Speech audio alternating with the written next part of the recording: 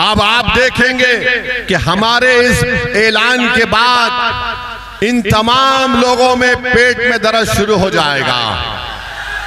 देखो हमारा बेटा खड़ा है, हमारा भाई खड़ा है। मैं किसी का बेटा नहीं हूं, मैं किसी का भाई नहीं हूं। क्या ये जनता जो यहाँ खड़ी हुई है मेरा उनका खून का रिश्ता नहीं है, मगर जो बेटे ठहरो, जो बेटे और अपने भाई की बात कर रहे हैं, अरे मेरा इस जनता से रिश्ता बहुत खून के रिश्ते से बड़ा है। वो रिश्ते को अल्लाह ने अपने कलमे की बुनियाद पर जोड़ दिया। कहा वो कौम के जिम्मेदार लोग हैं, जब वो आपके पास कागज पर लिख दो और आप साइन करके भिजा दीजिए लालू जी को। अख्तरुल ईमान साहब ने एक खत लिख दिया लालू जी को और कहा कि हमसे मिलिए, हम आपके साथ मिलकर लड़ेंगे, बीजेपी को बिहार में सरकार बनाने से रोकेंगे, बीजेपी को मुख्यमंत्री बनाने से रोकेंगे, मोदी अमित शाह को रोकेंगे। फिर उसके बाद उनके बेटे ने कहा कि पिताजी को लेटर आया होगा, मुझे नहीं। हमने कहा अख्तर भाई इनको भी लेटर लिख दीजिए। अख्तर भाई ने उनको भी खत लिख दिया, बल्कि ढोल भाजा के साथ ले जाकर घर पे दिया तेजस्वी को, ताकि तुम सुन लो अपने कान से कि हम खत दे रहे हैं। अख्तर भाई ने क्या लिखा खत में कि हमको 6 सीट दो। आप जानते हैं हमारे 5 विधायक को आपने कामयाब किया था अल्लाह के फजलो करम से। हमने कहा 6 सीट दे दो। लिख कर दिया अख्तरुल ईमान ने कि हम अगर आप तुम मुख्यमंत्री बनते तो हमको मंत्री नहीं चाहिए, हमको सिर्फ एक ही काम चाहिए कि फिरका परस्ती का खात्मा करो, आरएसएस को रोको बिहार में और मुसलमानों से इंसाफ करो। अब आप खुद फैसला कर लीजिए इसमें मेरा क्या फायदा है, अख्तरुल ईमान की जात का क्या फायदा है, आदिल हसन का क्या फायदा है। हम में और में की फर्क है। हम कह रहे हैं कि ये हमको चाहिए, उसके बावजूद भी वो हमसे बात करने के लिए तैयार नहीं है। तो बिहार की जनता को मालूम हो गया कि कौन मोदी अमित शाह और नीतीश कुमार की सरकार दोबारा बनाने से रोकना चाहता है और कौन उसको लाना चाहता है। यह फैसला आपको करना है। और सुन लो तेजस्वी, सुन लो राजद के नेता, हम तुमको बता रहे हैं तुम्हारी नादानी तुमको नुकसान पहुंचाएगी। तुम्हारा गुरूर और तुम्हारा तकब्बुर तुमको कमजोर करके रख देगा इंशाअल्लाह। तुम ये समझ रहे हो कि तुम सब कुछ कर जाओगे, तुम नहीं कर सकते। तुमको अगर बिहार में बीजेपी को रोकना है और बिहार में दोबारा मोदी और नीतीश कुमार की सरकार को अगर रोकना है तो तुमको ओवैसी और अख्तरुल ईमान का हाथ पकड़ना पड़ेगा। और अगर तुम नहीं पकड़ोगे तो हमको कोई फर्क नहीं पड़ता, हम तो सिर्फ वही कहेंगे कि हस्बुनल्लाह व निअमल वकील, हस्बुनल्लाह व निअमल वकील। अस्सलामु अलैकुम व रहमतुल्लाहि व बरकातुहू। मोअज़्ज़िज़ हाज़रीन इकराम, बुजुर्गान कौम और मिल्लत, मेरे गयूर नौजवान साथियों, शे नशीन पर तशरीफ़ फरमा मोहतरम जनाब अख्तरुल ईमान साहब, सदर बिहार मजलिस इत्तेहादुल मुस्लिमीन व रुकन असम्बली, जनाब माजिद हुसैन साहब रुकन असम्बली हैदराबाद, जनाब वारिस पठान साहब, जनाब आदिल हसन साहब, जनाब जलाल साहब, जनाब वक़ार सिद्दीकी साहब, राशिद जलील साहब, जनाब फैसल साहब और तमाम मेरी जमात के रुफ़क़ा व मोअज़्ज़िज़ीन, मैं सबसे पहले आप तमाम का शुक्रिया अदा करना चाहता हूँ कि आपने अपना कीमती वक्त निकाल कर आज मजलिस इत्तेहादुल मुस्लिमीन के इस जलसे आम में आपने शिरकत की। आपका बहुत बहुत शुक्रिया।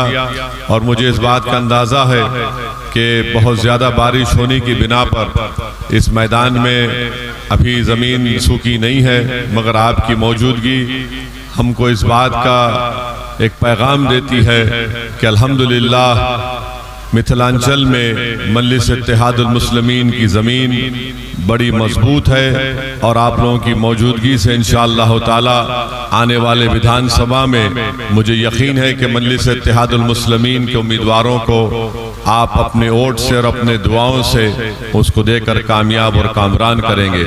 अभी आप मोहतरम अख्तरुल ईमान साहब से सुन रहे थे कि मुख्तलिफ समुदायों ने अपनी अपनी एक सियासी क़ियादत को बना लिया है और बिहार हो या हमारा पूरा मुल्क हो, अगर हम नजर उठाकर देखेंगे तो पिछले 75 साल से जब से हमने इस मुल्क को आजाद करवाया, जब से हमने इस मुल्क के संविधान को कबूल किया और आज तक 18 लोकसभा के इलेक्शन हो गए, बिहार विधानसभा के कई असेंबली के इंतखाबात हो गए। मैं आपको ये बात बता रहा हूँ, याद रखिए भारत की जमहूरियत की लोकशाही की एक तल्ख हकीकत ये है कि जिसके पास उसका सियासी नेता होगा उसी से इंसाफ किया जाएगा, बल्कि उसी की कदर की जाएगी, उसी को मुकाम दिया जाएगा, उसी को उसका हक दिया जाएगा। अगर आप ये समझेंगे कि हम 19% बिहार में हैं और उसके बावजूद भी हमसे इंसाफ नहीं किया जाता, तो मेरे भाई मुझे एक सच्चाई को कहने दीजिए। ये तल्ख बात जरूर है, मगर सच्चाई ये है कि हम सिर्फ वोट डालने वाले बनकर रह गए, हम शहरी नहीं बन सके। हम सिर्फ चुनाव के वक्त उठकर वोट डालते हैं, उसके बाद हम अपने गांव, अपने शहर, अपना जिला, उसकी तरक्की के बारे में, उसमें स्कूल कॉलेज को लाने के लिए जो सैलाब से जमीन कट जाती है उस एम्बैंकमेंट का काम करवाने के लिए, हमारे बच्चियों की तालीम को मुकम्मल करवाने के लिए हमारे पास कोई आवाज उठाने वाला नहीं है। और यही वजह है कि हम सिर्फ वोट डालने वाले बन गए।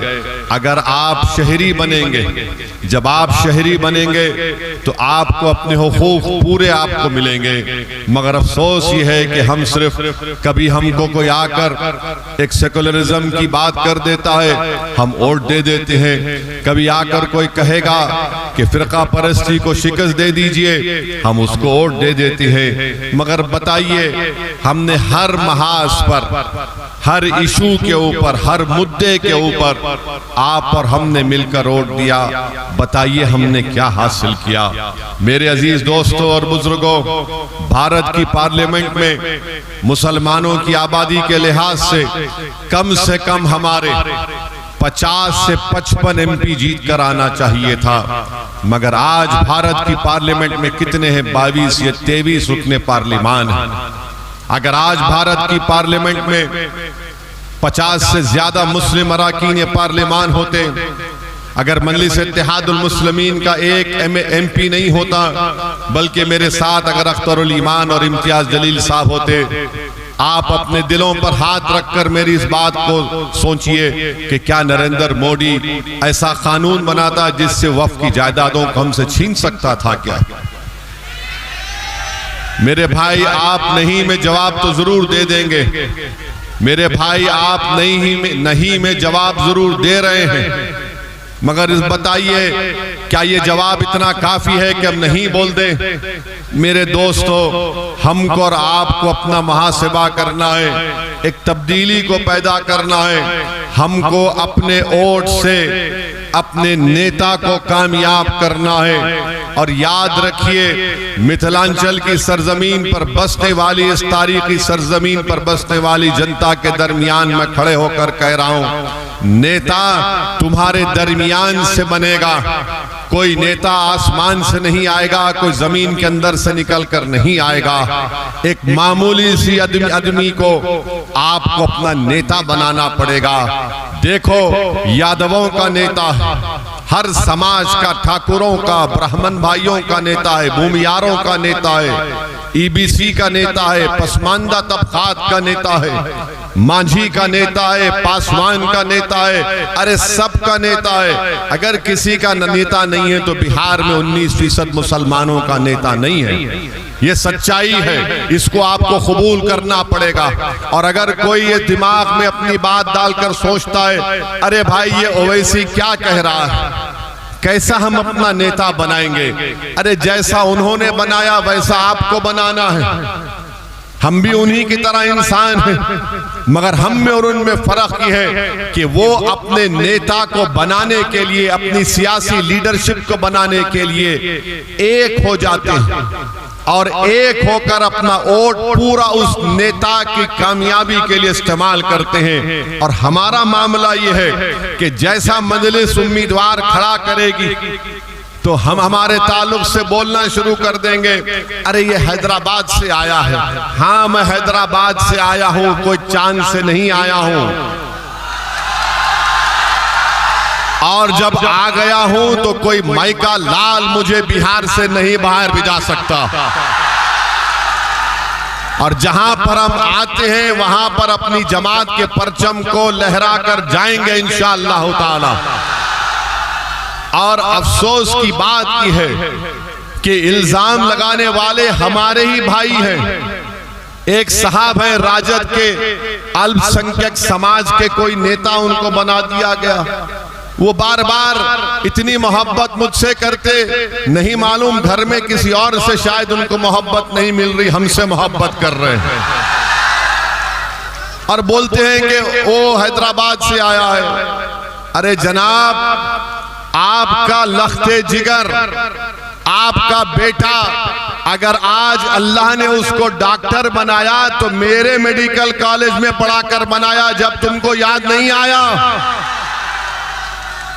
तुम आज हमको बड़ी बड़ी गाली देते हो।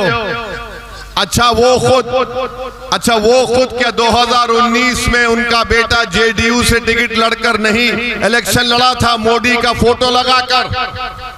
जब तुमको सेकुलरिज्म याद नहीं आया, अरे तुम अपनी औलाद के लिए सब कुछ कुर्बान कर दोगे। और मैं बिहार आकर 19% जनता की इंसाफ की बात कर रहा हूं। मैं बिहार को अपने बेटे के लिए नहीं आया हूं। मैं बिहार को इसलिए नहीं आया हूं कि हैदराबाद से किसी को लाकर यहां पर इलेक्शन लड़ा दूं।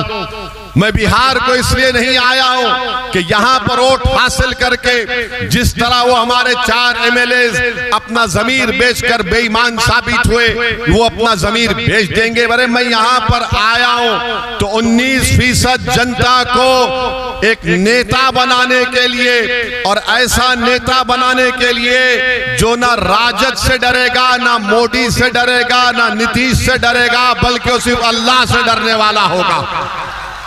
और तुम्हारा मामला यह है कि जब हम नेता की बात करते, सियासी क़ियादत की बात करते, तो तुमको लगता है ना ना हमारा नेता तो फुला है। अरे तुम्हारा नेता तो लफ्ज़ मुसलमान बोलने को तैयार नहीं है। तुम्हारा नेता तो लफ्ज़ मुसलमान बोलने को तैयार नहीं है। ये कब तक ड्रामाबाजी चलेगी बताइए? ड्रामा कब तक चलेगा? मुसलमान इनको कब याद आता है? चुनाव आ गया, ए भाई हमको वोट दे दो, उसके बाद उसको पलट कर मत पूछो। चुनाव खत्म हो गया, हम खत्म हो गए। चुनाव आया तो देखो जुल्म हो रहा है, आपको दबाया जा रहा है। अरे जब जुल्म हो रहा है, जब दबाया जा रहा है, तो उसका रोकथाम कैसा होगा? उसका सद्देबाब क्या होगा? उसका सद्देबाब यह है कि तुमको लीडर बनना पड़ेगा, तुमको कायद बनना पड़ेगा। मुकद्दर के फैसले तुम तय करोगे कि पटना में जालिम बैठकर तुम्हारे नौजवानों, तुम्हारे मुस्तकबिल का फैसला नहीं करेगा। हम सिर्फ यही उम्मीद पर बैठे थे 50-60 साल से, अरे नहीं अच्छे लोग हैं, ये हमारा साथ देंगे, ये हमारी मदद करेंगे। अरे बताओ हमारा क्या फायदा हुआ? हमने रिपोर्ट बनवाई बिहार के मुसलमानों के बारे में, 5 साल पहले हमने उसको रिलीज करवाया।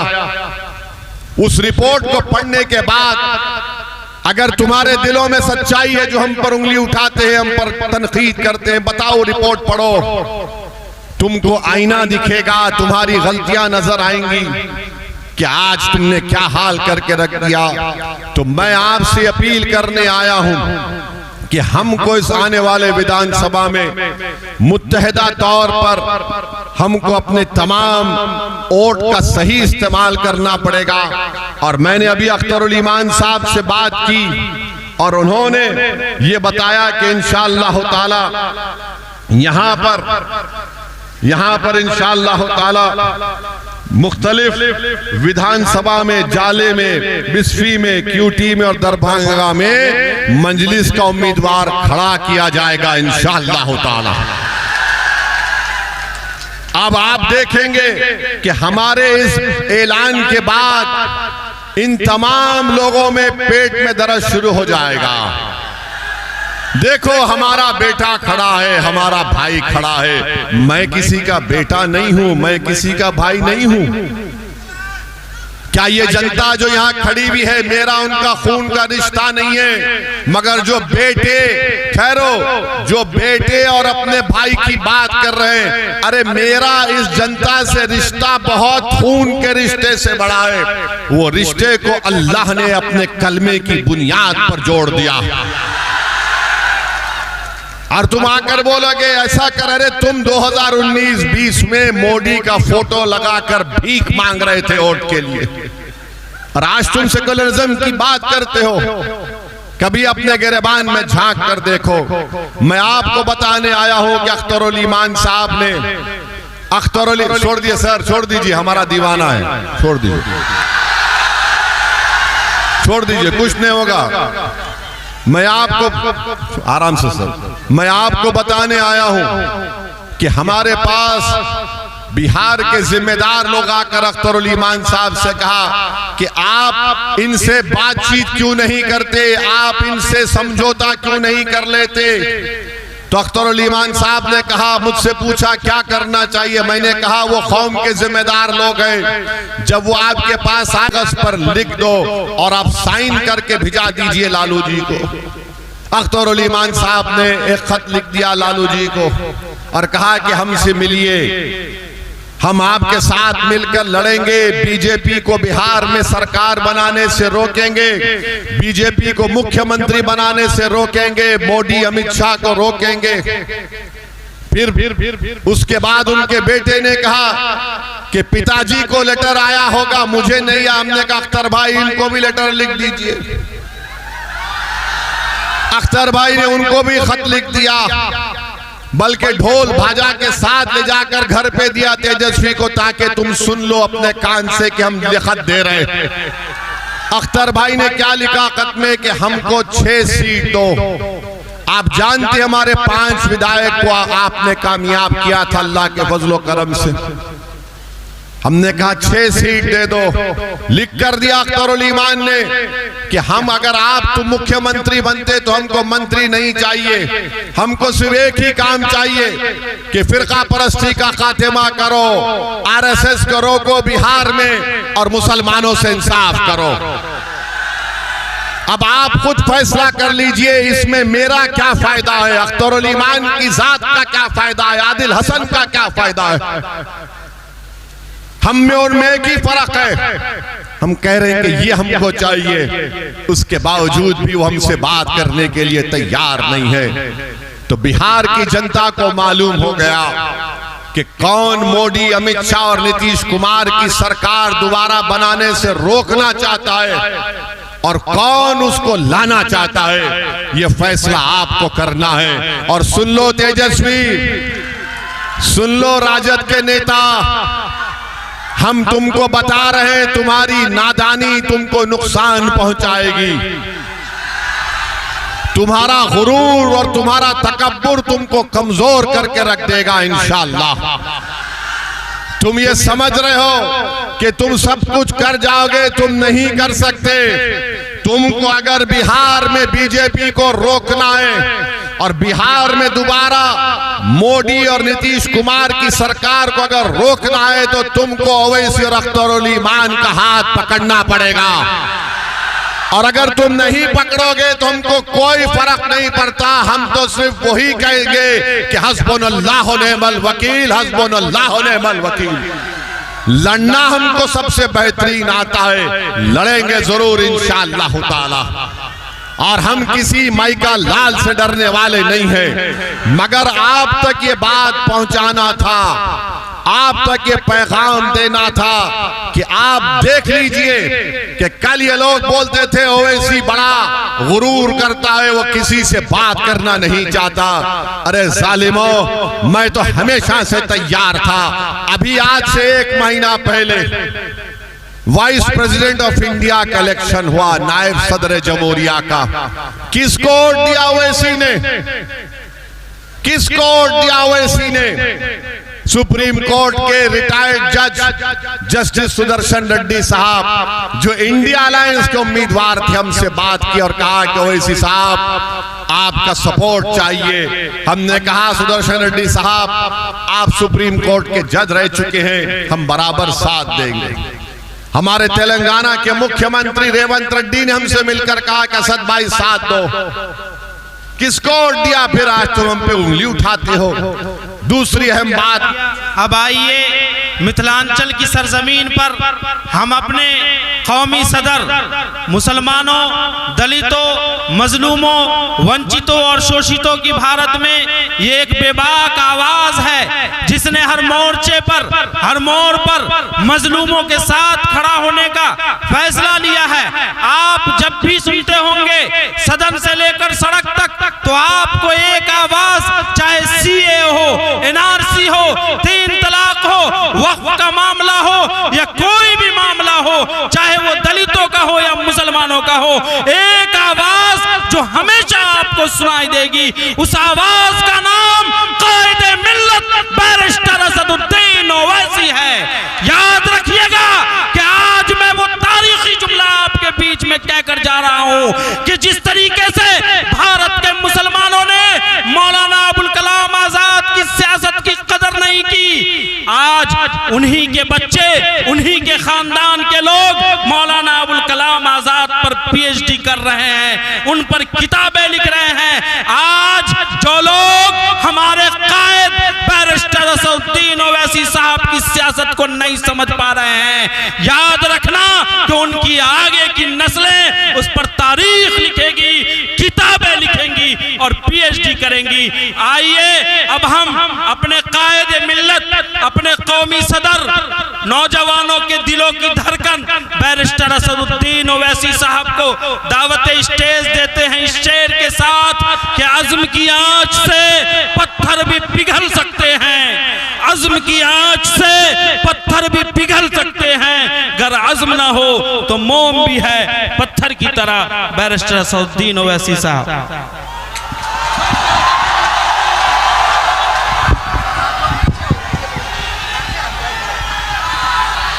बिस्मिल्लाहिर्रहमानिर्रहीम।